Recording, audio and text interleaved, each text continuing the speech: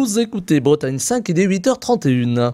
Bretagne 5, l'invité de la matinale. Et ce matin, notre invité étant Antonin Mahé, il est conseiller municipal de Paimpol, il est également animateur fédéral des jeunes socialistes des Côtes-d'Armor. Il est avec nous en direct au micro de la matinale, je l'en remercie, bonjour. Bonjour. Alors nous allons tout de suite rentrer dans le vif du sujet, Antonin Mahé. L'affaire Quatennens qui empoisonne la gauche et le Parti socialiste, en tout cas par la voix d'Olivier Faure, qui demande qu'Adrien Quatennens ne revienne plus à l'Assemblée nationale. Est-ce que c'est une bonne idée? Est-ce qu'il faut laisser la justice passer? Quelle est votre position là-dessus?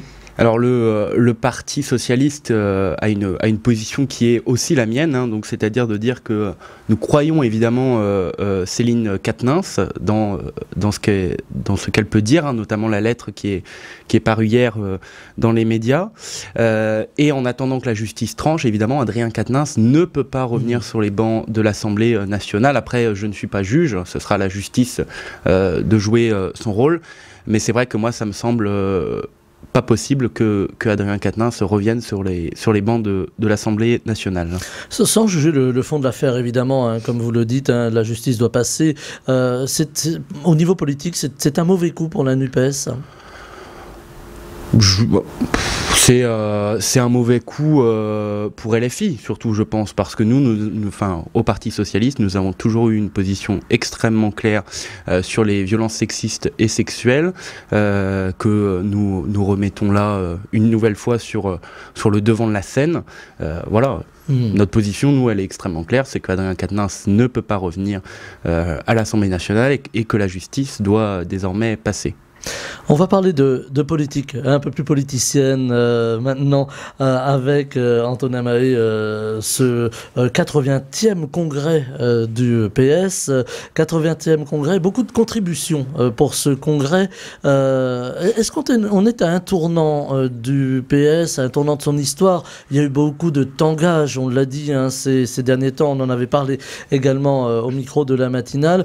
Le PS qui semble se raffermir un petit peu dans ses positions.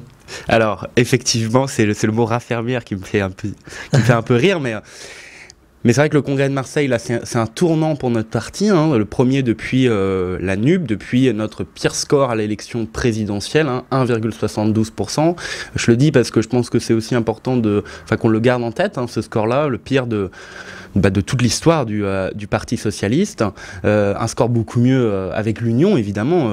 J'étais venu déjà de nombreuses fois depuis le lancement de l'élection présidentielle pour dire dès le départ qu'il fallait l'Union, et on a vu ce que ça donnait l'Union. Moi, je suis plutôt content du résultat. Quand la gauche est unie, finalement, elle gagne. Alors, quand la gauche est unie, elle gagne. On pourrait même presque dire, pour gagner, il faut être uni à gauche. On ne gagne pas à gauche sans l'Union.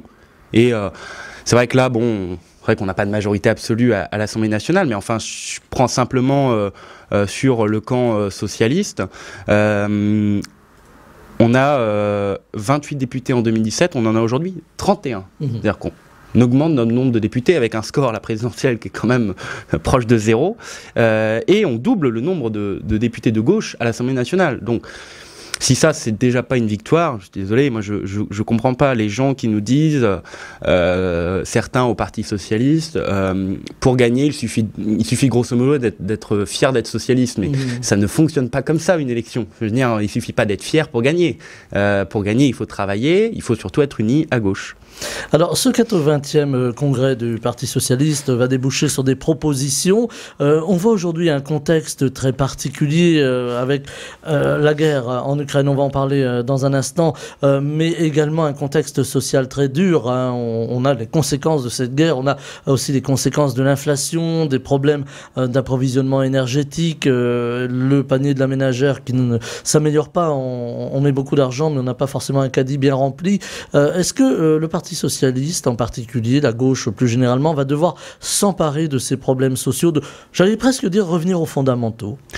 Alors effectivement, moi aussi je vais faire mes courses dans les magasins, donc je me rends bien compte qu'il y a un problème quelque part, hein, puisqu'on a beau continuer à mettre plus d'argent, il y a toujours la même chose dans le panier, donc bon, c'est problématique.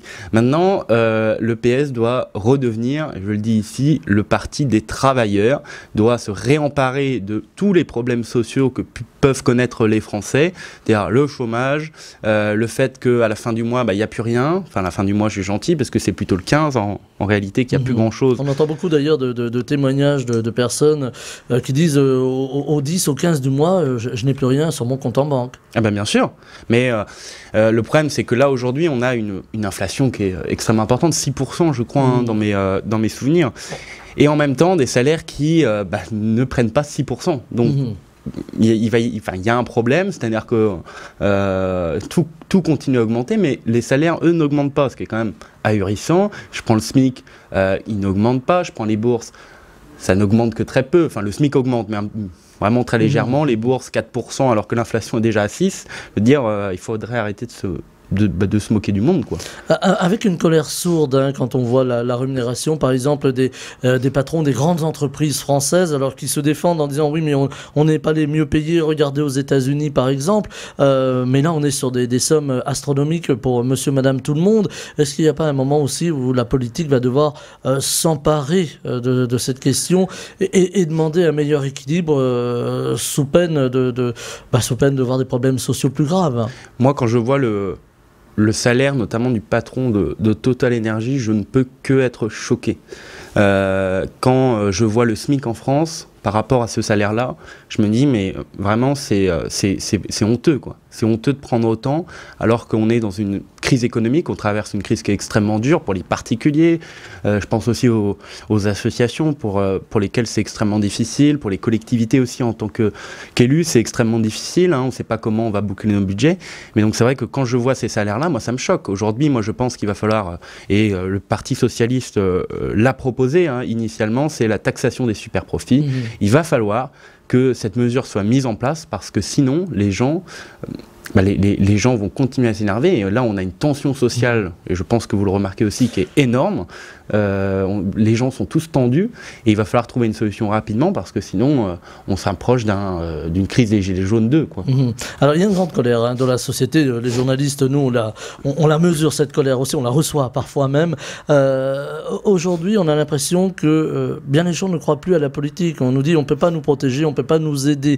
Là aussi il va y avoir un grand travail à refaire pour pouvoir convaincre, pour pouvoir dire oui on est là, on vous protège.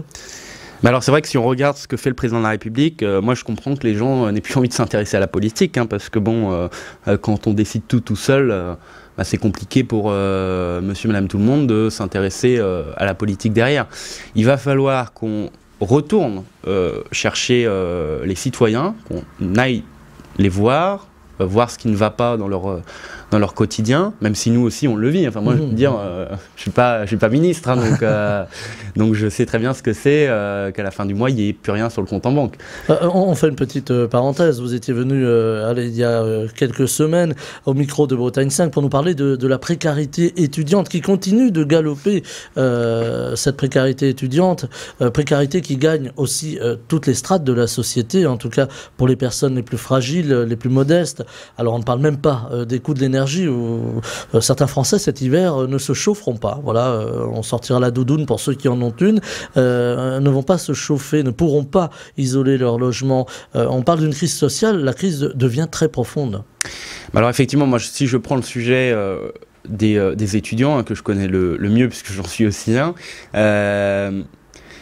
j'étais venu il y a quelques semaines, c'est vrai, parler de la précarité et de ce que faisait le Crous, qui est donc l'organisme chargé de toute la politique sociale envers les étudiants.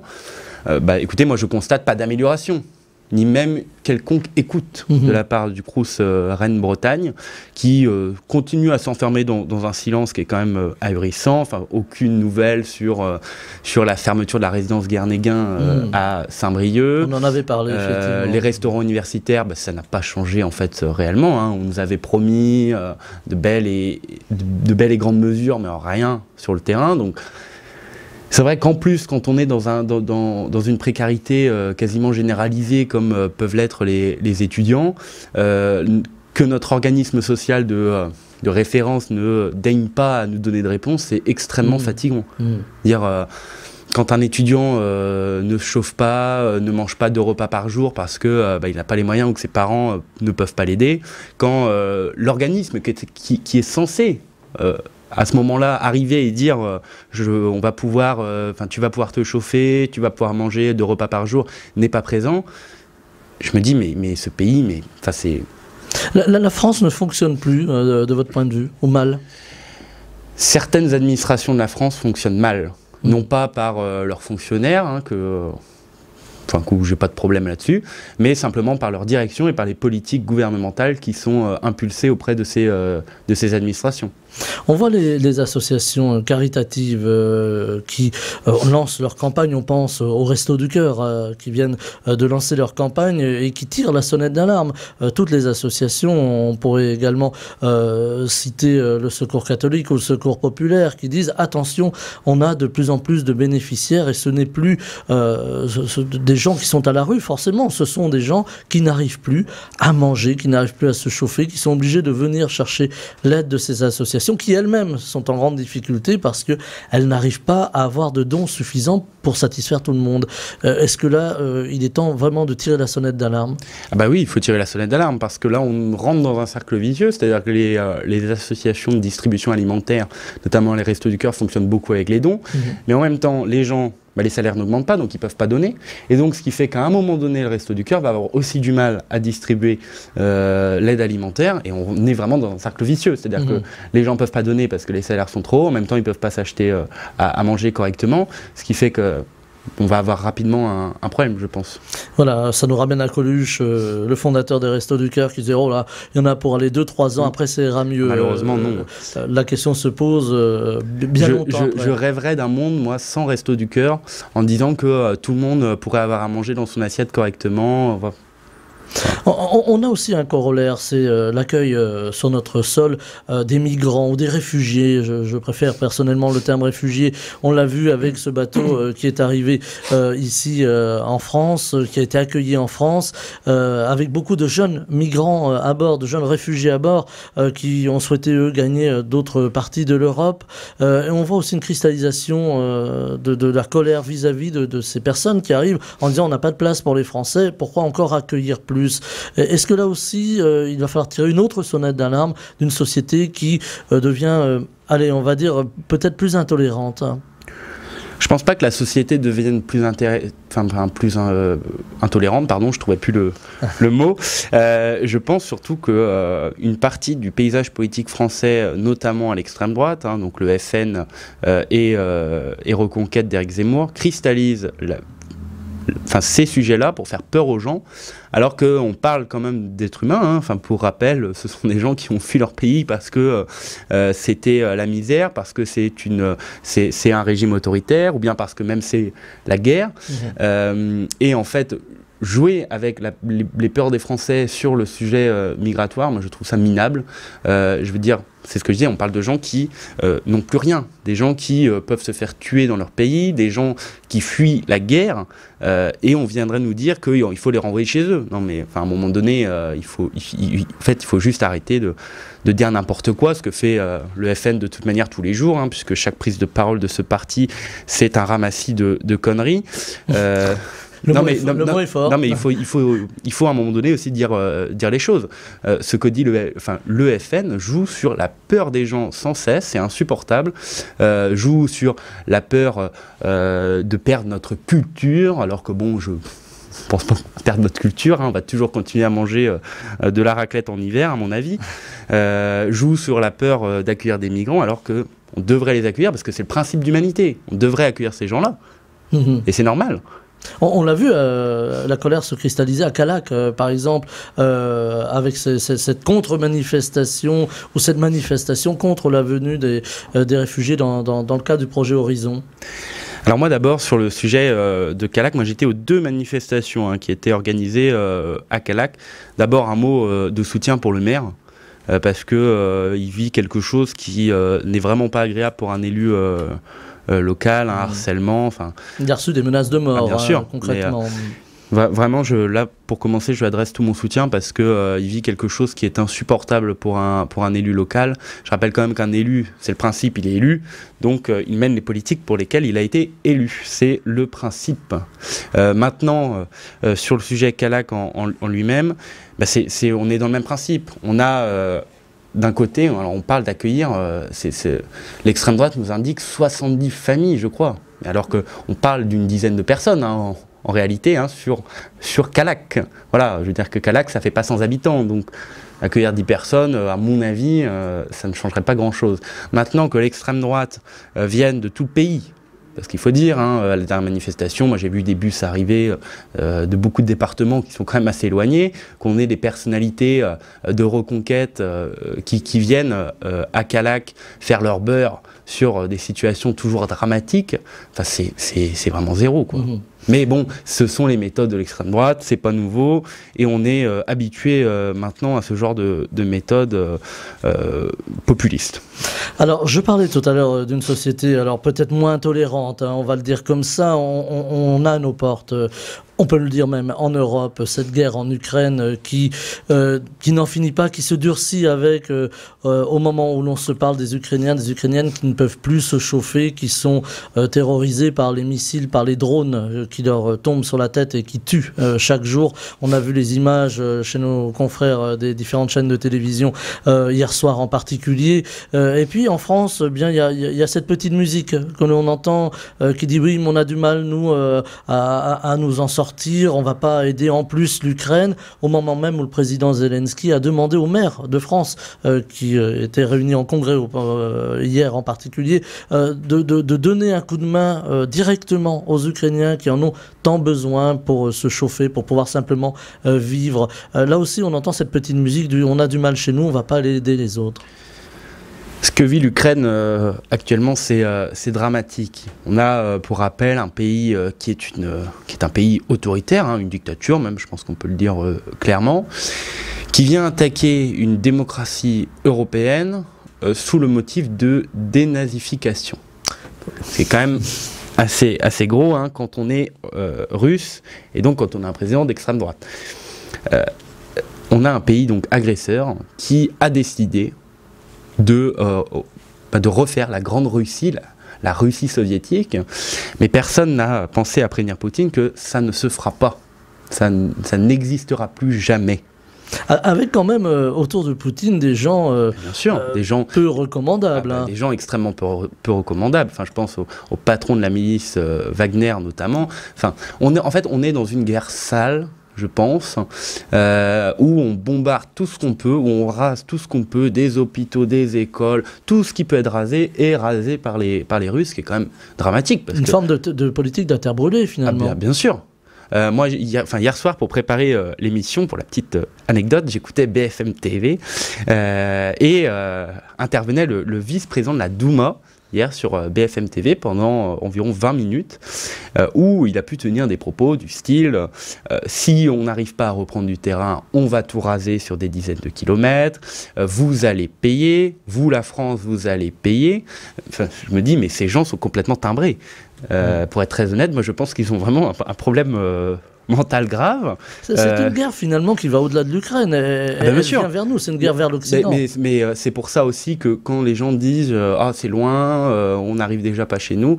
Mais si la Russie arrive sur l'Ukraine, quel sera le prochain pays? La Pologne, l'Allemagne, et ensuite c'est nous déjà. C'est nous déjà. Déjà la Finlande craint pour ses frontières. Bien sûr. Donc je veux dire, la Russie, si elle arrive en Ukraine, elle ne s'arrêtera pas. Elle continuera à envahir, à tuer, puisque là on parle quand même de centaines de milliers de morts, dont des enfants. Enfin, je pense à la maternité qui a été bombardée par les Russes hier, un nouveau-né qui est mort quand même. Enfin, 2 jours, voilà. Il avait le petit garçon, la petite fille, on n'a pas su. Mais c'est ce que je dis, on est vraiment dans une guerre qui est extrêmement sale, où il n'y a même pas de principe, où il n'y a même pas de... Parce que bon, une guerre, c'est évidemment toujours pas très agréable, mais... il y a des guerres où c'est un peu moins violent que ce qui se passe en Ukraine. Là, on est en dehors des lois de la guerre, bien sûr, finalement. C'est ça, parce que la guerre, comme tout, elle est réglementée dans le monde. Là, la réglementation, elle est partie à la poubelle depuis un bon moment. On fait tout ce qu'on veut. Enfin, c'est vraiment, c'est... Mais bon, je pense aussi que les sanctions que nous avons imposées à la Russie, elles vont être dures, c'est sûr, cet hiver, le gaz notamment, enfin ça va pas être forcément extrêmement simple, mais elles sont nécessaires parce que ce pays, la Russie, doit couler économiquement pour qu'ils se rendent compte qu'en fait, ils ne tiendront pas. Et ça se voit d'ailleurs, parce qu'ils commencent à reculer. Enfin, il y a plusieurs localités d'Ukraine qui ont été reprises par les Ukrainiens, donc ça, c'est une bonne nouvelle. On pense à Kherson, c'est pas encore gagné, comme l'on dit, mais... C'est pas encore gagné, mais ça avance quand même relativement vite maintenant. La Russie perd du terrain. La Russie n'arrive plus à financer cette guerre, n'arrive plus à financer du matériel pour aller se battre. Et donc moi, c'est pour ça que je suis persuadé qu'à un moment donné, la Russie devra céder. Alors, ou bien... Elle ne le fera pas en disant on va balancer une bombe. Est-ce que c'est la bonne solution? Je pense pas, parce qu'une bombe nucléaire balancée sur l'Ukraine, ça touche aussi la Russie et beaucoup de pays européens. Et là, on entre dans un conflit mondial. Bien sûr, on ose à peine dire le mot de Troisième Guerre mondiale. Bien sûr, ce qui est un extrême danger pour tout le monde, pour nous d'abord, mais aussi pour la Russie, parce que si tous les pays du monde venaient à lui faire la guerre, on n'y passerait pas longtemps en Russie. Voilà, puis on a quelques alliés de la Russie. Alors on peut imaginer la Corée du Nord qui dispose de l'arme atomique aussi. Bon, il y a la Corée du Nord qui dispose de l'arme atomique, oui, mais je pense à la Chine notamment. La Chine qui n'est plus aussi proche de Vladimir Poutine que quand il a commencé la guerre, et ça se sent. Il y a l'Iran qui également connaît d'autres, on n'en a pas parlé, mais il y a une situation terrible aussi là-bas en Iran, avec toute une jeunesse qui se lève contre la théocratie iranienne. On va en dire un mot parce que c'est peut-être un peu occulté par cette guerre en Ukraine pour des raisons peut-être aussi géographiques, mais on a aussi toute une jeunesse qui se lève là-bas pour dire voilà, on veut de la tolérance, on veut que les filles, les garçons, les jeunes et les moins jeunes bien sûr puissent vivre normalement sans risquer d'aller en prison pour son orientation sexuelle, pour son choix politique, pour son choix vestimentaire. Là aussi, l'Europe est trop timorée, selon vous, en tout cas l'Europe, ou en tout cas l'Occident plus largement? D'abord, sur l'Iran en lui-même, moi, je suis fier de voir la jeunesse iranienne qui se lève pour mettre à bas des dictatures. Et qui paie cher, il y a des morts chaque jour aussi. Évidemment, paie extrêmement cher. Ce combat, puisque effectivement il y a des morts tous les jours, et des morts dans des conditions parfois extrêmement dures. Enfin, il y a de la torture. Voilà. Ça nous ramène à la guerre en Ukraine, finalement. Bien sûr, il y a des symétries. Mais tous les pays dictatoriaux du monde utilisent les mêmes techniques, notamment la torture. Bon, je ne vais pas dire que je suis surpris, parce que l'Iran c'est une dictature et que c'est évident qu'il y a l'utilisation de la torture dans la très grande majorité des dictatures dans le monde, parce qu'il n'y a pas de règles, il n'y a pas de justice, il n'y a rien du tout. Maintenant, sur l'Iran, moi je pense qu'il va falloir, parce que c'est vrai que moi je trouve que l'Europe est un petit peu molle sur l'Iran, en tout cas beaucoup plus molle que sur la question ukrainienne, et je pense qu'il va falloir aussi aller aider ces Iraniennes et ces Iraniens qui se battent pour la liberté, qui se battent pour vivre dans un pays démocratique, dans un pays tolérant, où on ne finit pas en prison parce qu'on a dit que la religion en place était mauvaise, ou parce qu'on a dit qu'on était homosexuel. Voilà. On voit aussi cet Occident qui peine à endiguer ces dictatures. Là, vous parliez de mollesse à l'instant, Antonin Mahé. De quel levier disposera-t-on une fois que tout ça se sera apaisé pour, au niveau historique, passer à autre chose, apaiser? Il y a aussi en Russie des gens qui souffrent, une jeunesse aussi qui souffre, qui s'oppose, qui ne veut pas aller faire la guerre en Ukraine. Comment on arrivera, au titre de l'histoire, à passer, à aller outre? Alors d'abord, sur la première partie de votre question, c'est vrai qu'en Russie, il y a beaucoup de jeunes qui veulent quitter le pays. Il suffit de voir le nombre de places d'avions qui sont prises depuis quelques semaines pour quitter la Russie. Le vice-président de la Douma, hier sur BFM TV, que j'écoutais raconter n'importe quoi, a quand même indiqué que ça n'allait pas au-delà de 100 000 personnes. En réalité, si, c'est plusieurs dizaines de centaines de milliers de personnes. Qu'il tente d'ailleurs, la Russie, qu'elle tente d'empêcher de partir. Oui, bien sûr, mais bon, on n'empêche jamais quelqu'un de quitter le pays, même avec n'importe quelle mesure. Maintenant, sur l'après guerre en Ukraine, sur l'après-mouvement en Iran, il y aura évidemment un temps de reconstruction politique D'abord en disant qu'il faut apaiser les tensions, il y aura un temps de reconstruction, je dirais, logistique, puisque bon, quand on voit l'état de l'Ukraine aujourd'hui, c'est rasé, quoi. Enfin, voilà. Tout ça demandera beaucoup de temps. Évidemment, ça c'est je pense que le prérequis c'est le temps pour les gens de se réapproprier leur pays, de reconstruire et de se reconstruire aussi politiquement parlant, puisque bon, pour des pays qui n'ont jamais ou très peu connu la démocratie, enfin l'Iran, voilà, la Russie n'en parlons pas, puisque la Russie n'a jamais vraiment connu une réelle démocratie, hein. Tout ça demandera des dizaines d'années, je pense, pour que tout ça se mette en place. Ça prend du temps. Mais la démocratie, c'est du temps aussi. Voilà, ça demandera aussi une politique européenne, française, diplomatique importante. Un dernier mot, il nous reste 1 minute, me fait signe notre réalisateur qui est intransigeant sur le temps qui passe. Antonin Mahé, on entendait tout à l'heure dans les différents rendez-vous d'information de la matinale parler du football et de parler du Qatar. Et là aussi, ça interroge politiquement le Qatar, qui n'est pas spécialement un modèle de démocratie, il faut bien le dire. Est-ce que vous, personnellement, vous allez suivre le foot, vous suivez la Coupe du Monde? Non, je ne suivrai pas la Coupe du Monde. Là, je reprends la position des jeunes socialistes costa-ricains. Nous allons boycotter collectivement la Coupe du Monde parce qu'il est hors de question qu'on regarde une Coupe du Monde dans un pays d'abord qui n'a pas un très bon bilan écologique, hein, je pense au stade climatisé notamment, enfin c'est quand même ahurissant. Où les gens ont froid d'ailleurs. Les gens ont froid, c'est quand même assez dingue, hein. On parle du Qatar, hein, en Moyen-Orient, enfin voilà, dans un pays où tous ces stades ont été construits sur des milliers de cadavres, pour parler un peu franchement, et où il y a une répression qui est quand même ahurissant envers notamment les personnes LGBT qui finissent en prison. Donc non, je ne regarderai pas la Coupe du Monde du Qatar parce que ça ne correspond pas du tout à mes valeurs. Et quand je vois les positions du capitaine de l'équipe de France aussi, je suis choqué d'entendre de tels propos. Enfin, pendant sa conférence de presse, moi, ces propos-là, venant de mon équipe de France, je peux pas les entendre. Donc je n'irai même pas soutenir moi l'équipe de France, c'est clair. C'est là-dessus que l'on va se quitter, Antonin Mahé, dans ce monde turbulent et où il y a tant à faire pour votre génération, la jeune génération qui arrive en politique. Merci infiniment d'avoir été avec nous ce matin au micro de Bretagne 5 Matin. Je vous souhaite une très belle journée. Merci. Bretagne 5 Matin, Stéphane Hamon.